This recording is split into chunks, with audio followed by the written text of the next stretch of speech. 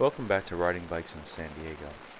Here we are in the bike path that goes from the Mission area and Grantville, and I need to get back to North Park, so I'm gonna hang this left here and go by the road that goes down towards the trolley station, and eventually I'm going to get to Camino Del Rio North, and it has some new pavement that I wanted to show you. It's a strip that I think has been really neglected for a very long time, and uh, I'm glad that it's been done. It's only one little strip, and you'll see it's actually, I don't know why it doesn't go further, but maybe they just chose a select section.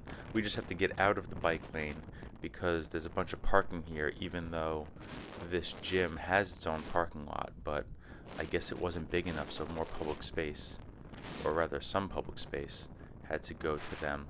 But it's always pretty quiet over here unless there's an event going on at Snapdragon, so I'm not really too worried about it. I just like pointing out the inconsistencies. There are gaps in the bike lanes all over the place, and I really want to highlight those as much as I can in hopes that they get filled in, because the gaps are dangerous places, and it's one of the things that stops people from riding. As you can see, we have to go through a lot of bad road, a lot of broken up nonsense, but this is brand new right here. New slurry seal, new paint, new little buffer there.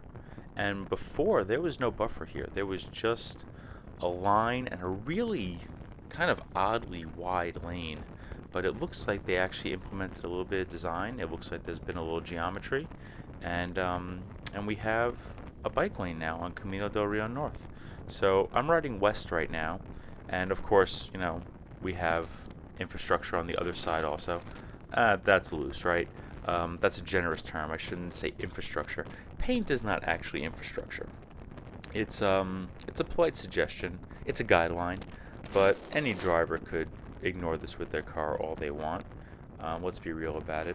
Infrastructure would be if they built some sort of barrier here to protect the people walking on the sidewalk and the people riding a bicycle from people who might go too fast on this particular stretch of road. And as you can see, we're also sharing this with a bus back there, so there is a bus stop. But let's be honest, the buses in San Diego only run every 15 to 20 minutes anyway. So if you're out riding a bike and you're on a specific stretch of road, the odds of a bus coming along are fairly slim.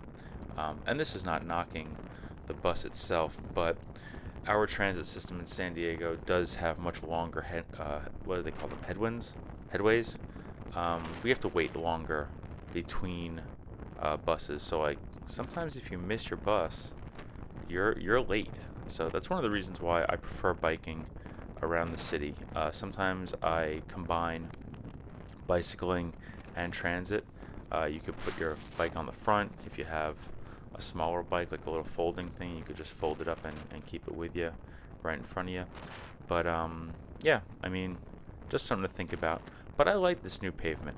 I had avoided this road in the past, which is not easy to do because, you know, the only alternative is Friars to the north, which is to the right, or Camino Del Rio south. But you know, crossing the 8, they're few and far between.